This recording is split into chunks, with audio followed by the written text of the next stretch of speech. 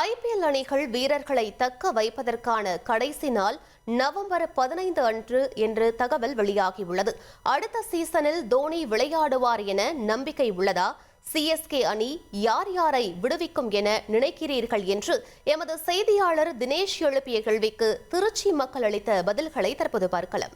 டோனி இருக்கணும் தான் நான் சொல்லுவேன். ஏன்னா டோனி இருந்தாதான் நிறைய டைம் டோனிங்கிற ஒரு கேப்டன் வந்ததுக்கு அப்புறம் தான் கபில் தேவுக்கு அப்புறம் இந்தியாவை வின் பண்ணுச்சு. அதே மாதிரி சிஎஸ்கேங்கிறத நிறைய டைம் வின் பண்ணி கொடுத்ததும் டோனி தான்.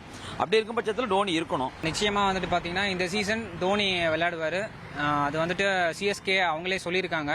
நிச்சயமா இந்த சீசன் 2026 சீசன் நிச்சயமா தோனி விளையாடுவாரு. சிஎஸ்கே லிஸ்ட் விட்டுருக்காங்க என்னென்ன பிளேயர்ஸ் நம்ம ரிலீஸ் பண்ண போறோம் அப்படின்னு சொல்லிட்டு. அவன் பாத்தீங்கன்னா like Devon Conway, Dewald Brevis தான் நம்பர் 3 வர்றாரு.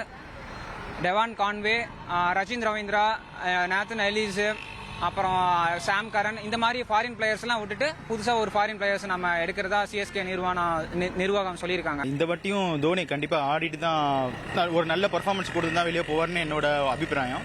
போன தடவை பர்ஃபார்மன்ஸ் சரியா பண்ணல, அதாவது டீமா பண்ணல. ரிட்டென்ஷன் பொறுத்தவரையும் பர்ஃபார்ம் பண்ணாதவங்க, அது போக அஸ்வின் மாதிரி ரிட்டையர் ஆனவங்க எல்லாம் கண்டிப்பா, ஏன்னா அவர்லாம் பெரிய பெரிய தொகைக்கு எடுத்திருக்காங்க, 9 கோடி போல எடுத்திருக்காங்க.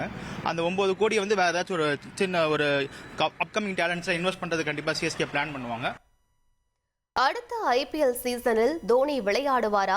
சிஎஸ்கே யார் யாரை தக்க வைக்கும், யாரை விடுவிக்கும் என எமது செய்தியாளர் தினேஷ் எழுப்பிய கேள்விக்கு திருச்சி மக்கள் அளித்த பதில்களை நாம் பார்த்தோம். ட்ரெண்ட ஃப்ரெண்ட் ஆக்கிக்கோங்க. தந்தி டிவியின் சப்ஸ்கிரைபர்ஸ் அண்ட் ஃபாலோவர்ஸ் குடும்பத்துல நீங்களும் இணையுங்க.